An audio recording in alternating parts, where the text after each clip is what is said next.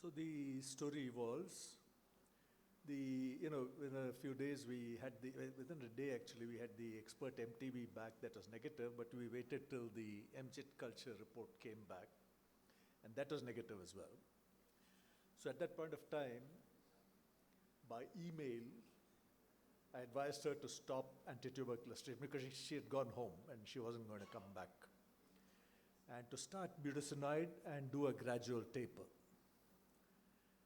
So while she was undergoing this, she had severe pain and bilious vomiting, and she was hospitalized elsewhere with a self-limited small bowel obstruction. So she returned soon after that for further evaluation because now she'd had a hospitalization for her illness and she thought it was becoming sufficiently serious to require something else. The CT enterography showed terminal ileal and ileocecal valve ulceration and a stricture with a pre-stenotic dilatation, which you will appreciate better here. This doesn't seem to work. Okay. I don't know if I have a pointer here, but here you can see the pre-stenotic dilatation of the terminal ileum, and that's magnified in the panel on the right side. So now she's gone into bowel obstruction. She had this short stricture. We've already discussed a little bit of it. But do you want to say anything more about this now? What would you do in these patients?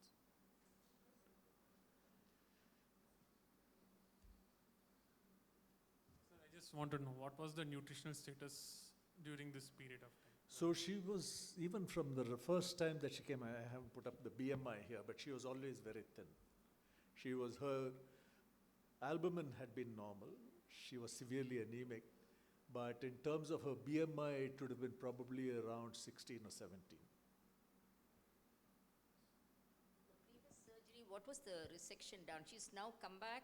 She didn't have resection. They didn't do No. it? Okay. She was treated conservatively in this hospital. Okay.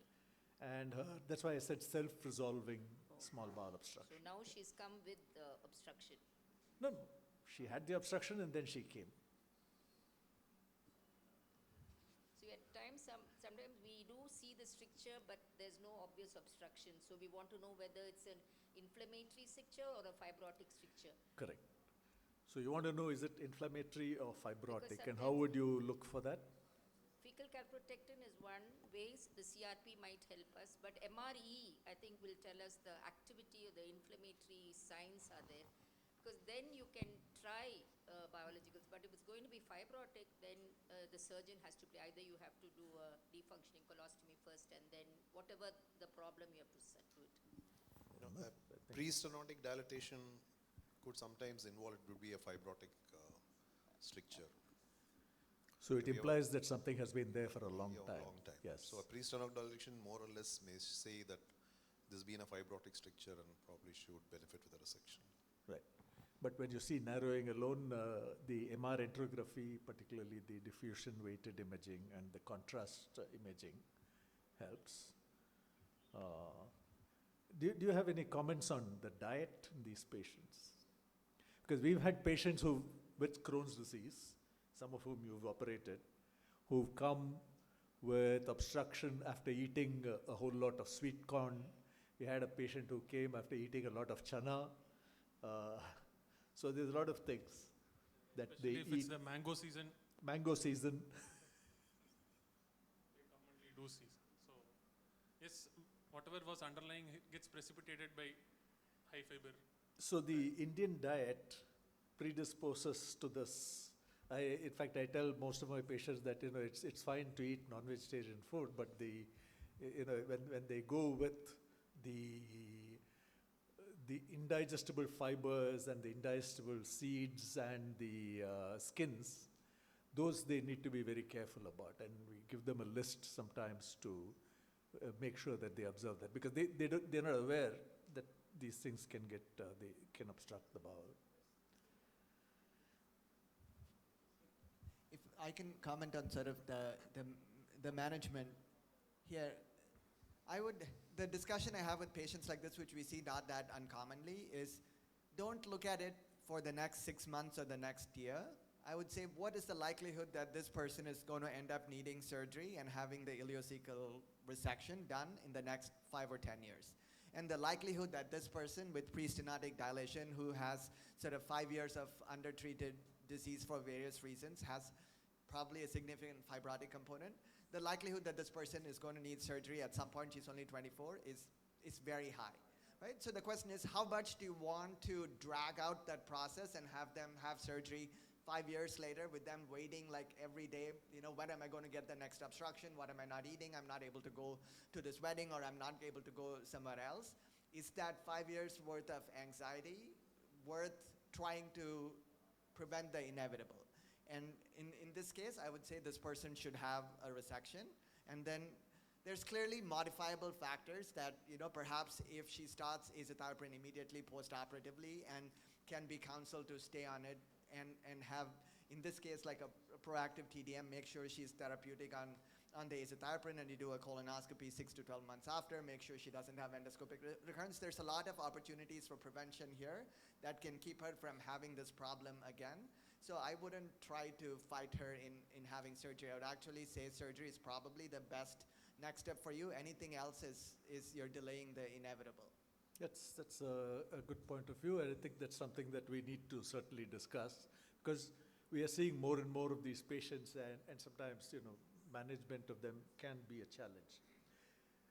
In this case, being endoscopists, we decided to go ahead and dilate the stricture endoscopically. So when the stricture was dilated, we also injected triamcinolone around the stricture. And following this, as you can see, we were able to pass the colonoscope higher up, much higher up into the ileum. Following this, she was restarted on steroids, which tapered, and this time we didn't use budesonide. I just used prednisolone. I have a major issue with budesonide in many of my patients because particularly those with small bowel disease, with stricturing disease, that it doesn't seem to be as effective as prednisolone. I don't know if you might want to comment on that if you have experience with that. So she gained weight. She actually came into the normal BMI range. She has remained well on follow-up since then. So at this point, I'll just very quickly get, we need a few opinions from you. One was the dietary counseling, but I think you already spoke a bit about that. Is there anything else that you'd want to amplify there? No. Because a lot of people, as you say, everyone wants to know about the diet. They don't want to know about medicines. And you're not a good doctor if you don't tell them what to eat. It becomes very difficult to know what to say. In Crohn's disease, we tell them to avoid sugars and refined sugars, essentially, because that might alter the bacterial flora to an extent which might aggravate the disease. And we ask them to avoid these fibrous foods. Beyond that, nothing else except to say eat a balanced diet. Management of bowel obstruction, I think we talked about a little bit here. Is there a role for mesalamine in patients with Crohn's disease? I think Desai touched briefly on this. I'm sure everybody here uses mesalamine in patients with Crohn's disease, although they claim that the guidelines say that it's of no benefit. What do you think?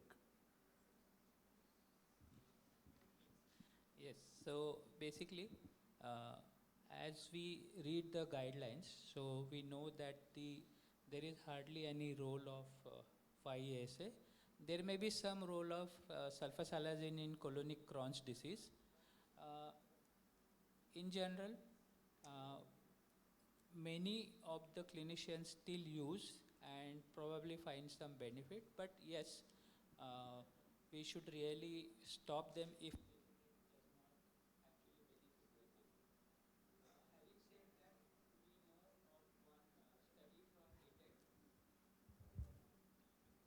Hello.